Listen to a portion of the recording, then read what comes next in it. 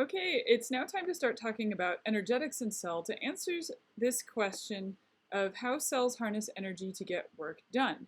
But we're actually going to start at a much bigger scale. So, where does the energy of life come from? All of the energy of life on Earth ultimately comes from the sun to the tune of 13 times 10 to the 23rd calories per year. That's an almost impossible amount to imagine. Out of that amount, about a third of it gets reflected back into space. Almost all the rest of it gets absorbed by the land or the oceans and the atmosphere, and then a whole lot of that eventually winds up getting radiated back out into space from the atmosphere as well. So only a teeny tiny fraction of all the energy, less than 1%, um, uh, winds up becoming through a series of operations performed by the cells that in plants and other organisms capable of photosynthesis, that less than 1% becomes the energy that drives the processes of life. And one of the hallmarks of living things is that all living systems change energy from one form to another. So they require and process energy.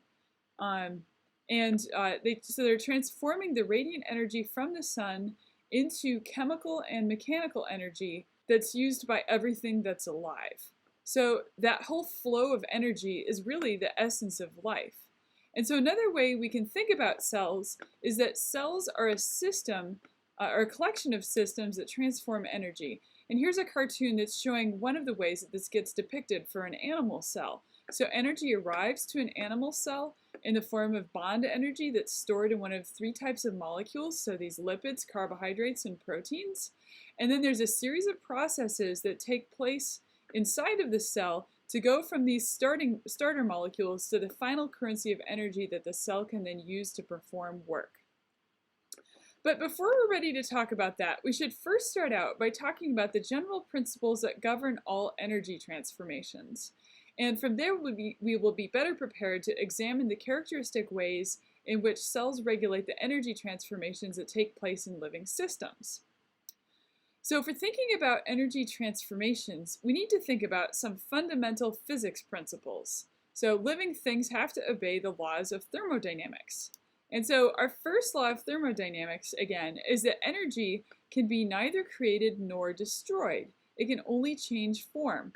So when I eat this delicious cookie, what I'm doing is I'm bringing in chemical energy that is stored in the chemical bonds found in this cookie. And so for me, that chemical energy is a source of potential energy because it's energy that my body can hold on to and use when it's ready to do so. And eventually I will use that energy to get something done. So for example, here's a picture of me rowing.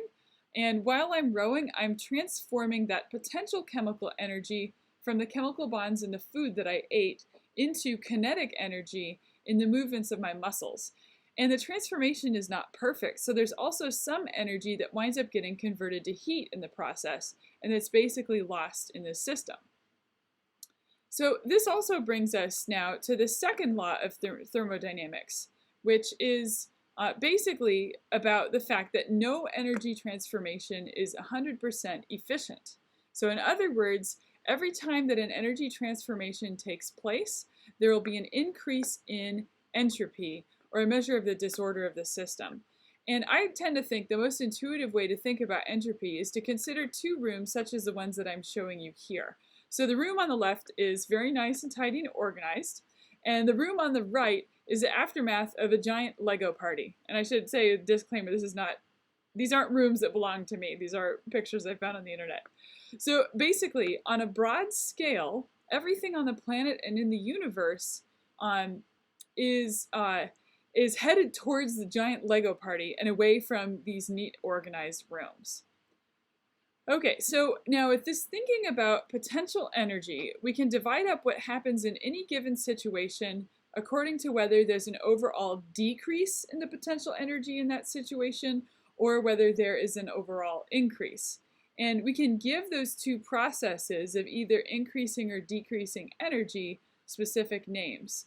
So for any process where there is a decrease in the potential energy that is left, so here's time, here's potential energy, so energy is dropping through time, that's going to be referred to as an exergonic reaction for energy out, or energy releasing. And then meanwhile, for any process where there's an increase in the potential energy that's left, that process will be referred to as an endergonic reaction for energy in. Okay, so now, based on the second law of thermodynamics, which of these two processes do you think can happen spontaneously? And if you answered exergonic, you are correct. So this follows from the second law of thermodynamics. But there's one other thing we have to keep in mind here, which is that this word spontaneously says nothing about the rate at which a reaction will happen. It just says whether or not this thing will happen or not. So now for any endergonic reaction to happen, what that means is that any energy, so spontaneous is not fast. So for an endergonic reaction, there has to be some kind of energy input, and that energy input has to be greater than the difference in energy between the products and the reactants. And so this change in energy is symbolized delta G and is also often referred to as free energy, but it's a potential energy present in a system. Okay, so now our next question is, what determines whether or not a reaction is going to be exergonic? So one of the factors involved is a factor symbolized delta H here, and that is the change in the heat content of a system. And we can measure this for a molecule such as glucose by putting that glucose into an apparatus like this bomb calorimeter here, and then burning it and measuring the amount of heat that it releases. And just for fun, here's a clip from an old science video showing how with the application of an oxygen-containing compound to some glucose, you can get that sugar to burn.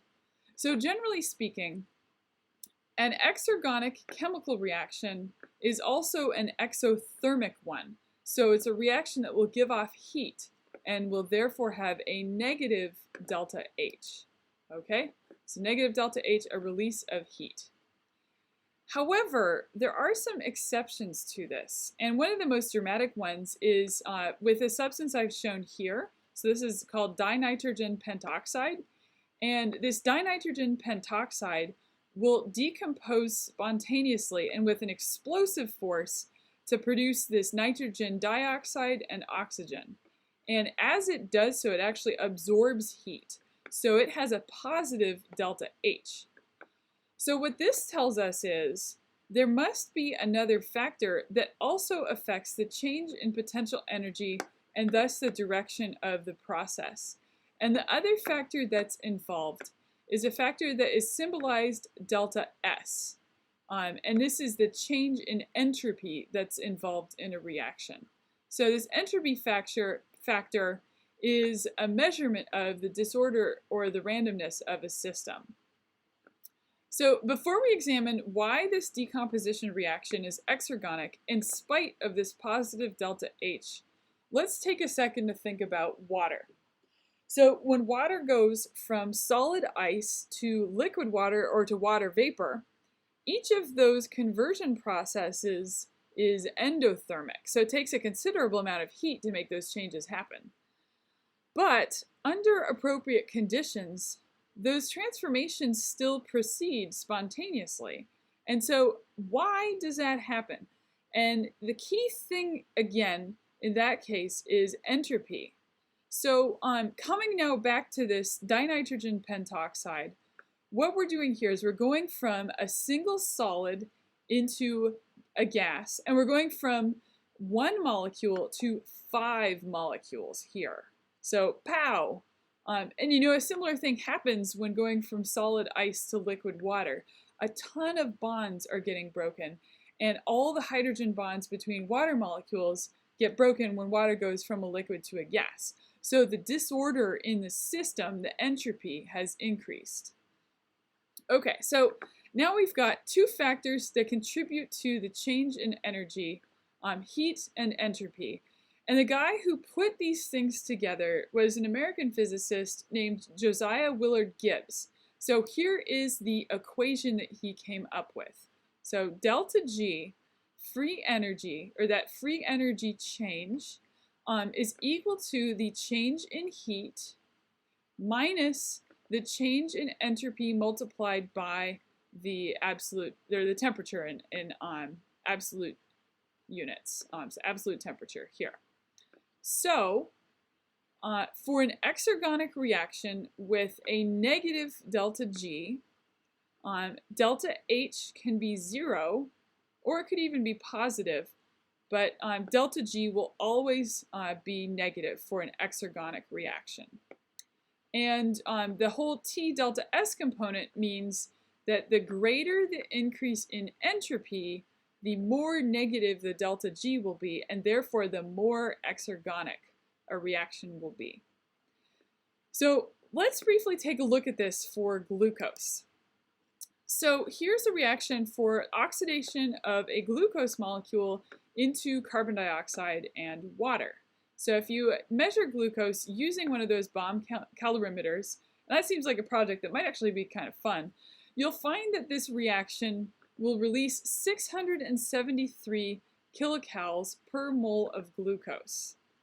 And the free energy change, delta G, when you do this, is a change of 686 kilocalories per mole.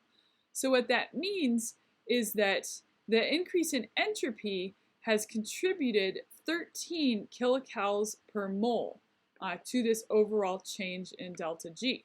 So for glucose, there's been a change both in heat released and also a change in entropy, contributing to the lower energy state of the products for this reaction. Okay, so just stated here on the slide. So now I've got another question for you. So if everything in the universe is headed towards this increase in entropy, well then how is it that we're even here, and how does life exist? And actually, the whole reason that life can exist is because the universe is running down. So although the entire universe is a closed energy system, the Earth is not. We're getting our energy from the sun, and photosynthetic organisms like plants are capturing that light energy from the sun as the sun slowly burns itself out. So that's pictured here. So here's the sun. Energy is getting captured by organisms that can use photosynthesis and is getting stored. So those photosynthetic organisms are using that energy to organize these small, simple molecules, carbon dioxide and water, into larger, more complex molecules, so carbohydrates or sugars, pictured up here.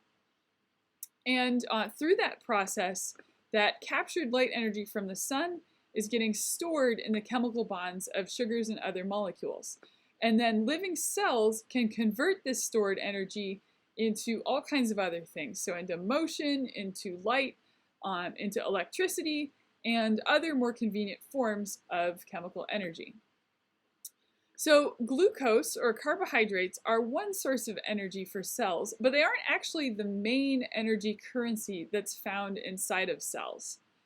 Instead, in cells, and in the mitochondria specifically, glucose and those other molecules are used to produce a molecule known as ATP, also known as adenosine triphosphate. And it's this ATP that is the main cellular currency for getting work done in a cell. So here we go. So in mitochondria, here's the molecule that produces ATP. And here is a molecule of ATP. And what I want you to do now is I want you to pause this video and see if you can figure out whether this molecule looks similar to any other molecules that we've learned about so far. Okay, and now if you came up with nucleotides as an answer, you're right. So we've got an adenine here. So here's that nitrogenous base, lots of nitrogens in these rings. And there's also a ribose sugar here, okay? And then in this case, we have not just one phosphate group, but we actually have 3 phosphate groups chained together. And now, here is a chemical reaction that is exergonic. So this is the hydrolysis of ATP. So ATP plus water will yield ADP, adenosine diphosphate, and a free phosphate group. And this reaction can be harnessed and used to do work in a cell. So it's got a delta G. If we do this by hand, we get an energy release of 7.3 kilocalories per mole. And in cells, we actually think cells are more efficient at managing this. So we think the actual delta G in a cell is closer to -13. So now, okay, so we've got an energy source, but how is this reaction actually used to perform work in a cell? And so what happens is that the bond energy from that phosphate bond here at the end of this molecule is transferred to the molecule of interest. And it does something called phosphorylating that molecule.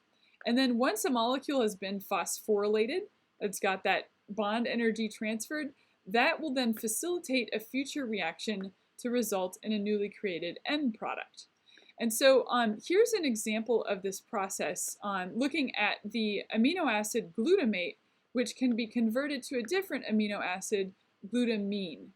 So in order for this to happen, a phosphate group from an ATP molecule gets popped onto the glutamate molecule here, and that creates a higher energy intermediate molecule that's known as gamma-glutamyl phosphate. And then that favors a reaction that swaps on an amino group, and that results in a lower energy end product, glutamine. So now, if we do the math of what I'm showing you here, the overall synthesis of glutamine from glutamate involves an energy increase or gain of 3.4 kilocalories per mole. However, I just showed you that the breakdown of ATP can release at least 7.3 kilocalories of energy. And so the net change in free energy going from glutamate to glutamine is altogether negative 3.9 kilocalories per mole. And so it's negative, and so it's therefore favorable, and it's possible. Okay, so that's a lot to think about. So let's just take a break with a fun fact here. Humans actually use up nearly our body weight in ATP every single day. That's pretty wild, right? So thankfully, our cells are really good at recycling. So although we're using tons and tons of ATP, we also have processes in our mitochondria that are busy regenerating more ATP for us to use. So we've got this recycling process going. Now I want to show you a graph of what this process looks like as well. So we start out with a molecule that has a given amount of free energy, here a reactant. But before a reactant will turn into a product, it must first go through a higher energy transition state. So that was the phosphorylated state that I showed you for that glutamate molecule. So if a substance doesn't go through the high energy transition state, well then there wouldn't be any reactant hanging around, right? It would just go straight to product. Stuff will just generally tend to flow downhill. So there's always some transition state for going from a reactant to a product. Okay, so now I want to come back to a slightly different point about exergonic reactions, and that's a point that I made towards the beginning of this topic. So although exergonic reactions can happen spontaneously, that does not mean that they happen fast. And in fact, the probability that an exergonic reaction will take place depends on how much higher energy this transition state is compared to the existing state of that molecule. So basically, the higher energy the transition state, the lower the probability that a given reaction will actually occur. Okay, so now, the thing is, this all can be a big problem for a cell that's trying to get some work done, right? Because cells are all about transforming reactants into products. And so what's a cell to do? So the answer comes in the form of proteins, and more specifically, a category of proteins, the enzymes. The enzymes that are found in cells will lower the activation energy for a given reaction. So enzymes are really the enabler in a cell. So basically, they're going to lower this transition state. And that lowering that transition state is going to lead to an increase in the probability that a reaction will take place. And so the net effect is that throwing in some enzymes will speed up the rate of product formation. And this is what it means for an enzyme to catalyze a reaction. And so for the reaction that I've pictured here, this is a reaction, a conversion of a molecule called fructose 1,6-bisphosphate into 2 molecules of glyceraldehyde 3-phosphate. And the enzyme or protein that facilitates this conversion is a specific enzyme that goes by the name aldolase. Okay, so enzymes will speed up the rate of a reaction because they lower the activation energy. So they create conditions that are more favorable for the movement from reactant to product. And this is pretty amazing. So the next question is, so what does this whole process actually look like from a physical standpoint? To illustrate this, we're going to look at another enzyme and its substrate. So in this case, the substrate is a teeny tiny glucose molecule pictured here and an ATP molecule pictured here.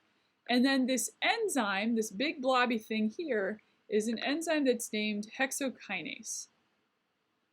So what happens is this hexokinase has a specific region shown here in blue that has properties, chemical properties, that make it so that both the ATP molecule and the glucose molecule fit in here very, very nicely, very precisely. And so that ATP molecule and the glucose molecule will both temporarily bond, or the term we tend to use is they will bind to the hexokinase. And when they do, that hexokinase molecule or enzyme changes shape in a very subtle way, so that's pictured here, and that subtle change in shape is going to bring that ATP molecule and the glucose molecule very close together, and it's going to favor the transfer of a phosphate group from that ATP molecule onto the glucose molecule. And then that hexokinase will flex again very subtly, and what will pop out are an ADP molecule plus a glucose molecule that now has a phosphate group attached to it. And then this higher energy molecule, it's glucose 6-phosphate, will then break apart into a lower energy product. Okay, so we're going to go through this one more time. So we've got an enzyme and the molecules that bind to it, so they're called substrates. And so the enzyme and its substrate or substrates will bind together and change shape, and they'll form what's called an enzyme-substrate complex. And then a small chemical reaction will happen, and the enzyme will release the substrate as a product. And now it's important to notice two things. So first off, this process did not use up this enzyme. Once that substrate gets released, that enzyme has popped back to its original shape, and it can do this whole dance over and over and over again. And second, the binding of this substrate causes a shape change, and that shape change is something that's called an induced fit. So every enzyme has a very specific shape that only fits with a very specific type of substrate. And so it's kind of like a lock and a key, But it's almost as if this lock and key stick to each other, and then the key, when the key comes back out, it's changed into something new and different. The lock is still the same. So now here's a couple of other characteristics of the proteins that are known as enzymes. So those enzymes are very sensitive to changes in the temperature and the pH of their surroundings. So remember, these enzymes are proteins. And so as proteins, they're held together through a whole bunch of hydrogen bonds that form those alpha helices and beta pleated sheets that make up the secondary structure of the protein. Those hydrogen bonds are fairly weak, so they can be easily disrupted by the presence of extra protons or by higher temperatures. So if the conditions get to be too hot and or too acidic, proteins will start to come apart until just the primary structure is intact. And we refer to this whole process as the denaturing of a protein. And so think, for example, about chemical changes that happen when you cook an egg. What you're observing when the albumin in an egg goes from clear to white is that albumin is denaturing from the heat that you're applying. And it's also kind of interesting to realize that things are not so dire if an enzyme cools down. Cooler temperatures are simply going to slow the speed of everything, and so they'll slow the rates of the reactions getting catalyzed by those enzymes. And so at a typical temperature, most enzymes are actually really, really fast. They can catalyze something on the order of 1,000 molecules per second. So it doesn't really take too many enzymes for a cell to stay in business. But enzymes are not infinitely fast. So now here's a graph of the relationship between the concentration of a substrate and the rate of the reaction that it's involved in when working with a set amount of enzyme. So no more, no less enzyme. So notice that as the concentration of the substrate increases, at first the rate of the reaction increases, but then eventually that reaction rate starts to flatten out and reaches a saturation point. So I'm hoping that this graph might look familiar, and specifically familiar from the video on membrane transport. And this is actually the same principle reappearing. There's a finite number of binding sites, so that finite number of binding sites is going to max out the rate at which a reaction can take place. Because at a certain point, all of those active binding sites on all of the available enzymes is going to be busy or saturated, and so speeds are going to top off.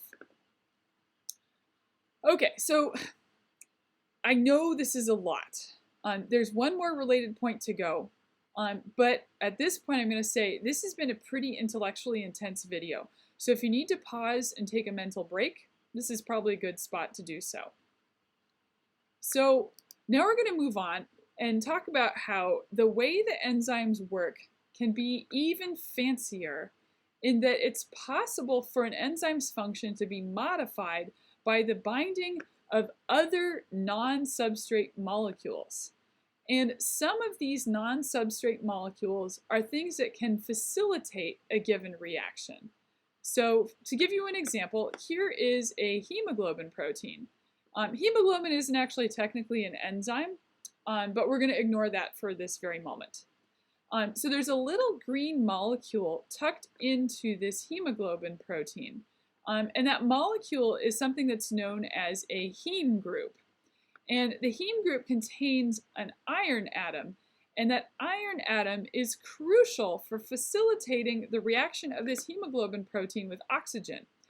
If that heme group is not there, oxygen is not going to bind. So molecules such as this iron in the heme group that needs to be present to facilitate a reaction, those are molecules are referred to as cofactors. So co means to go along with.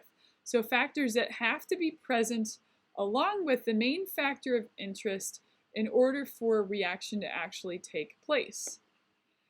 And in some cases, some of these substances can also act as what's called an allosteric activator. The word allosteric refers to the enzyme's shape. So an allosteric activator is a substance that can bind to an enzyme and change the shape of an enzyme in such a way that now the substrate can actually bind to that enzyme. So an allosteric activator is a way to turn on an enzyme and let substrate bind to it. Okay, so now that I've talked about substances that can bind and activate an enzyme, this might give you an idea, and it's the case. There can also be substances that can bind to an enzyme and block a reaction. And those substances are referred to as inhibitors. And the inhibitors are further subdivided into two types. So the first type is when the inhibitor is a substance that can bind at the active site, then it's called a direct competitive inhibitor. Because it's getting directly in the way. And so to give you an example of a direct competitive inhibitor, the molecule carbon monoxide is very similar to oxygen in its chemical properties, and so it can actually act as a direct competitive inhibitor on hemoglobin. And it is such a good inhibitor that it can actually bind more effectively than oxygen can. And so that's why carbon monoxide poisoning can become a really big problem when people are exposed to high levels of carbon monoxide, because it's competitively inhibiting the binding of oxygen, so oxygen can't get to our cells. So now, in addition to molecules that bind directly to the active site, there can also be molecules that bind somewhere else on the enzyme and thereby cause a change in the enzyme shape that makes it so the substrate can't bind anymore. So things that bind in other places are referred to as non-competitive allosteric inhibitors, to contrast with the direct competitive inhibitors. Okay, so now let's start to zoom back out to the bigger picture. So the way that cells work is that they're a bag of chemicals that's going through a whole series of chemical reactions all the time. And a series of chemical reactions is referred to as a metabolic pathway. And every step in a metabolic pathway will be catalyzed by a different enzyme. So here is a picture of one such metabolic pathway. This is the process by which a molecule of glucose gets converted down here all the way to a molecule of pyruvate or a molecule of lactate. And on the left side, we've got a list here of a bunch of different enzymes. And on the right side, we've got a list of each of the substrates that each of these enzymes catalyzes. And this whole process works very much like a bucket brigade, with one enzyme catalyzing one step and then handing off the product to be the substrate for the next enzyme to catalyze. So we've got glucose catalyzed by hexokinase to make glucose 6-phosphate. That's catalyzed by phosphoglucose isomerase to make fructose 6-phosphate, etc., and all the way down the chain. And you don't need to know all the steps of glycolysis for Gen Bio. That's another thing you'll come back to and talk about when you get to cell biology. Okay, so now things are going to get even more interesting.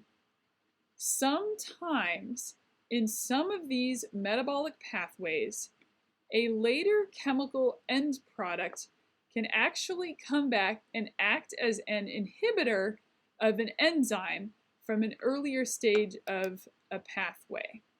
So I've illustrated that with a theoretical cartoon here.